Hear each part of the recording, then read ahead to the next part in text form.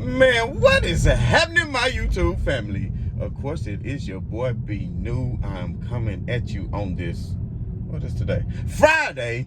First and foremost, as always, just want to send out positive vibrations and blessings to anybody who could be listening. Now, with all that being said, we all know that the Golden State Warriors took care of business last night and wrapped up the series against the Boston Celtics. I could get into the X's and O's of the series. I could, I could talk about how Tatum was just really shut down and hampered the entire series by Wiggins. I could talk about how Wiggins is a rising superstar and how the addition of him and the growth and maturity of a Wiggins combined with the excellence of the trio that's been intact with Golden State and the addition of a Jordan Poole and his maturity and him coming on being such a great player could lead to an all-time dynasty. But we got all summer to talk about, plenty of that. You understand what I'm saying? And you know we focus on the Lakers on this channel. You know we focus on LeBron James on this channel. So what I really want to do, what I really would like to do is let y'all know that last night's victory by the Golden State Warriors, everybody, all these LeBron had to see, everybody who wake up in the morning and before they even brush their teeth, before they even get the cold, that's why I got the Biggie shirt on, before they even wipe the cold out their eye. Before they even wipe the coal out their eye, they hating on another man. And who is that man no other than? That man is no other than LeBron James. Because everybody want to say, well, this hurt LeBron James' legacy. Please tell me, if anything, this solidified LeBron James' legacy. Because think about it like this. Now, hear me out on this. Now, I'm going to go way back. First, I'm going to go back to Jordan because everybody want to compare LeBron to Jordan. And they trying to say Steph is better than LeBron now because of the rings. That's all. In that case, then we all know that Bill Russell is the best. But my point is this. This is my point. Going back to even the 90s, what dynasty team or what foe did Jordan have to go against in the finals? The Lakers were a dynasty, but they were a hobble dynasty. We all know Magic Johnson. That was the end of him in his career. Basically, we do know about Byron Scott and Russell. These guys, Byron Scott, James Worthy, these guys had already went through so many finals in the 80s. Had went to 9 finals already. So think about that.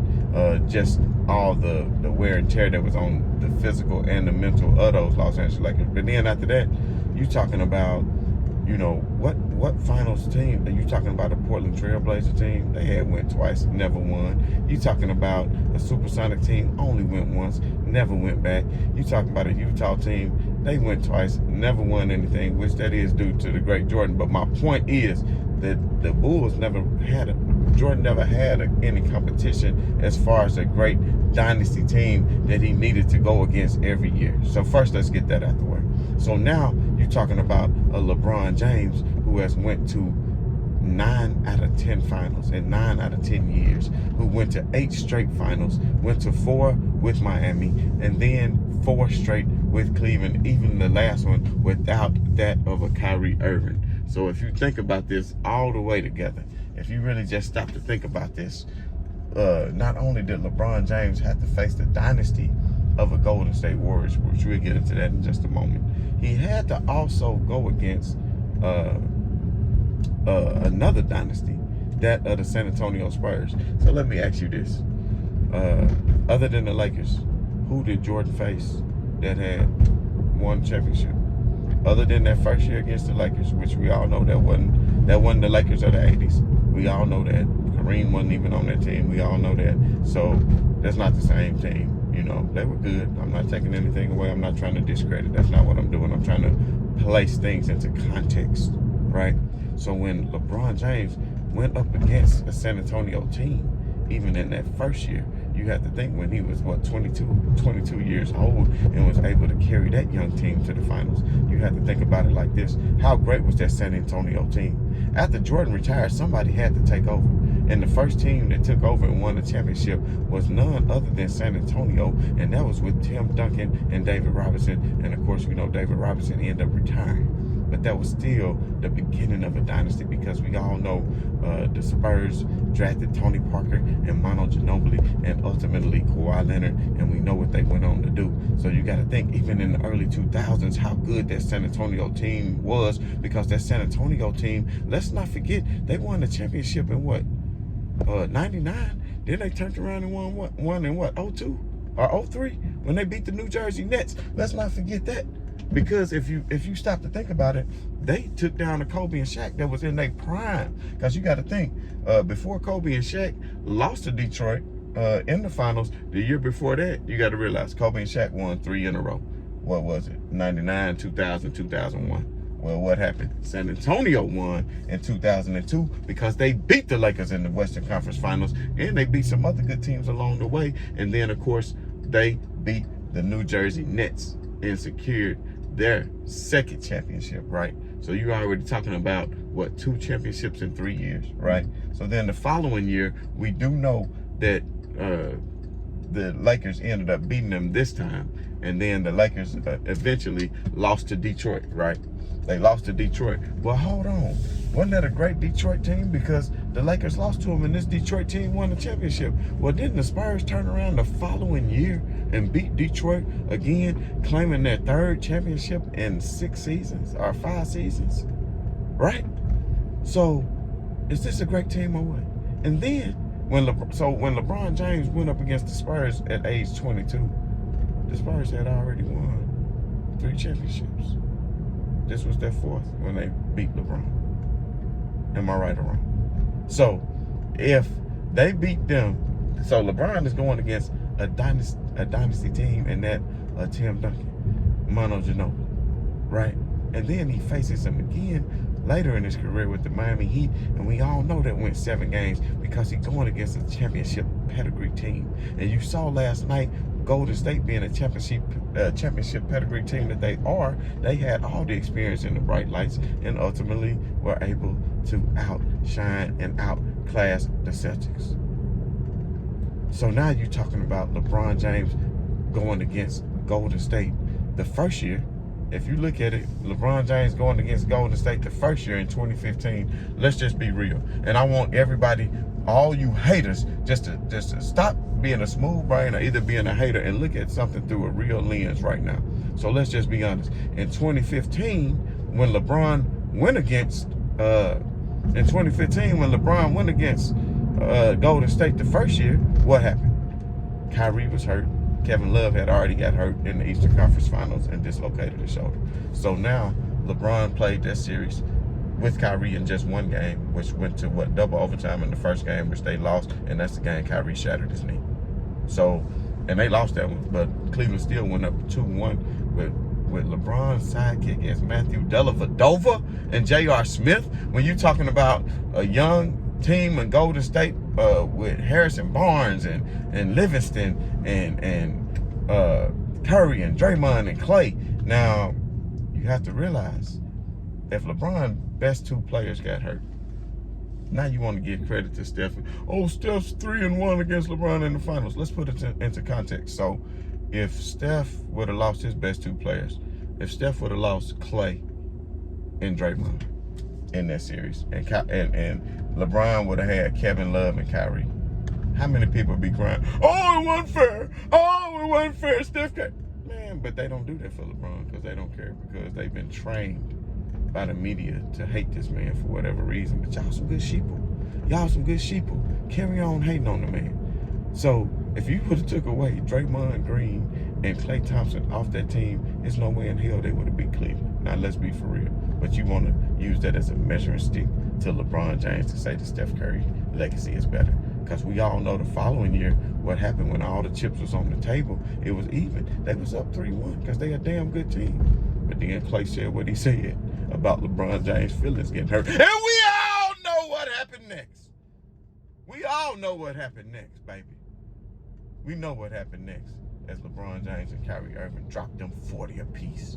And then next thing you know, see, I don't give all the praise to LeBron James because I know it's a team effort. Without Kyrie, he wouldn't have won. You know what Kyrie's shot did. You understand what I'm saying? It's a team effort. But after that, and Draymond and them started crying, and they started crying and licking the wounds because they knew they couldn't face that Cleveland team no more. They knew LeBron James and Kyrie Irving was coming for their ass, and next year after coming 3-1, they had all the confidence they needed and could even add the different pieces to take care of the business that they needed to take care of. But yet instead, they had to go get Kevin Durant. But where's Kevin Durant on this day? Nobody talking about his legacy. If anything, his legacy is tarnished because this Boston team swept his ass this year, and Golden State just demolished this Boston team. So if that's the case, pile up on KD. Why y'all not piling up on KD? Y'all not piling up on KD because, like I said, you've been trained to hate LeBron James. Now, the next 2 championships, of course, they beat Cleveland Cavaliers. And people want to say it was even because they had Kevin Love. Man, be serious. You already had an all-time great team who had the most victories of all time. But they couldn't seal the deal. Now, if it wasn't for LeBron James and the Cleveland Cavaliers, then the deal would have been sealed, and they would have been considered the greatest team of all time because they won the most games of all time, but they couldn't finish it with a championship, much like those Patriots with Randy Moss couldn't finish it even though they was, 16-0. You understand me? So at the end of the day, what I'm trying to tell y'all is that you cannot define a legacy based off of simply just rings. This is a team sport, and you have to take into context everything that goes into that. Because if it was merely about the rings, then we all know Bill Russell will be considered the GOAT, but he is not. Do you understand me? So, now that I got that out the way, if you look at individual accomplishment, how many first team does Steph have compared to LeBron? How many all-defensive teams does Steph have compared to LeBron? All-star appearances, finals MVPs, points. Steph Curry, 34 years old? I give him another good 4 years at his pinnacle to when he be 38, and he'll be in year 16 or 17. If he can continue to keep his body up like that of a LeBron James, who knows? But at the end of the day, LeBron James pushing 40,000 points, baby, with the most points of all time. Steph Curry is rated 50th. Steph Curry rated 50th, fam. Steph Curry is rated 50th, fam. And since Steph Curry is rated 50th, or somewhere in there, he got 20,000 points. So Steph Curry, even if he did his best season of averaging 2,000 points a season for the next 5 years, that would only be 10,000 points, giving him 30,000 points, fam. And that is nowhere near 40,000 points that LeBron James is going to finish with. And everybody want to say, oh, he got 4 rings, he's going to get so more. And of course, Las Vegas opened up already as the Golden State Warriors are 5-1 favorites to win the championship. And then followed by Boston as 3-1. And then followed by the Nets, I think 2-1 or whatever. Y'all know what I'm talking about. But somebody forgot. There's somebody sitting there watching and getting healthy. LeBron James and Anthony Davis, when both of them been healthy, I want to see what they can do in the playoffs. I don't know what's going to happen with Russell Westbrook. I don't know, but I'm excited that the Lakers have a new coach, because if you stay tuned to this channel and you saw every day as I broke down each Los Angeles Lakers game over the course of the season, you saw that I was all over the coaching and the mistakes made by one Frank Vogel. So at the end of the day, there's a lot left to be done and a lot more to talk about. So put in the comments what else we want to talk about now that it's the off season, man. I really look forward to having shows every day. And like I said, the call-in show is coming soon. If you haven't already, hit that bell, hit that like, hit that subscribe, and also comment below, and please share. Make this thing go viral. And as always, right on to the real, and much love to y'all haters.